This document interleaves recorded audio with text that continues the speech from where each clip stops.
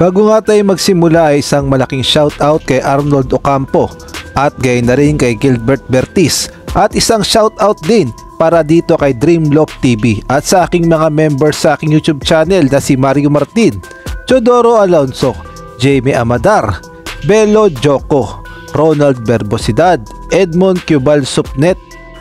Pag-usapan nga natin ang naging laban ng Pilita Jaya at gayon na rin ang high-tech basketball ng Thailand sa BCL Asia.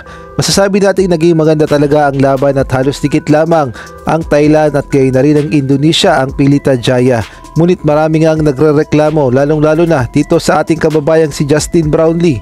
Paano ba naman kasi yung mga kakampi niya ay halos binubuhayan ng bola at hindi man lang mapasahan ng maayos itong si Justin Brownlee. Kaya naman ang nangyari ay limitado lamang ang score ni Justin Brownlee at tumapos lamang siya ng 11 points, 9 rebounds at 6 assists.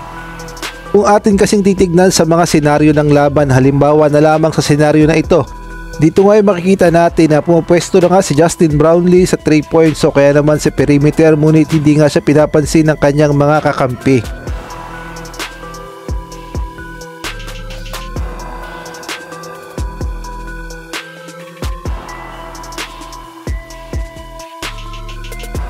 At ito pa nga yung second scenario kung saan libre pa rin si Justin Brownlee at nakapwesto na nga sa 3 points, ngunit yung kanyang kakampi ay binuhaya na naman, ang ending ay hindi na naman pumasok.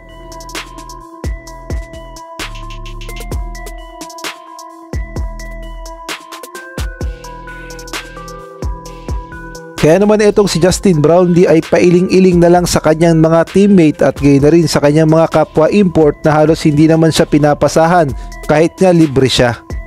Ngunit ganun pa man ay pinakita talaga ni Justin Brownlee na kayang-kaya niyang tulungan ng Pilita Jaya at nag-effort naman talaga siyang umiscore. Biruin nyo, 11 points buong 4th quarter. Talaga nga namang ayaw nilang pahawakan ng bola itong si Justin Brownlee. At ang sunod nga na makakalaban ng kupunan ni Justin Brownlee dito sa BCL Asia, ito nga ang kupunan ng Mongolia, ang tinatawag nga nila na Broncos. Masasabi nating mapapalaban talaga dito ang Pilita Jaya dahil ito nga ang isa sa malalakas na team ngayon sa Mongolia basketball at paniguradong mapapalaban dito ang Pilita Jaya. At bukas na nga ang kanilang laban, April 4, at abang-abang na lang tayo sa oras at live pa rin niya mapapanood sa YouTube channel ng FIBA. I-type nyo lang Pilita Jaya versus Broncos ng Mongolia. Lalabas na nga ang laban na yan at suportahan na lang natin ang ating kababayang si Justin Brownlee at sana bukas ay pasahan naman siya ng kanyang mga teammate. At marami naman na nakapansin dito sa picture ni Justin Brownlee kung saan makikita nga natin nasuot-suot niya hanggang sa Indonesia ang kanyang short sa Barangay Ginebra.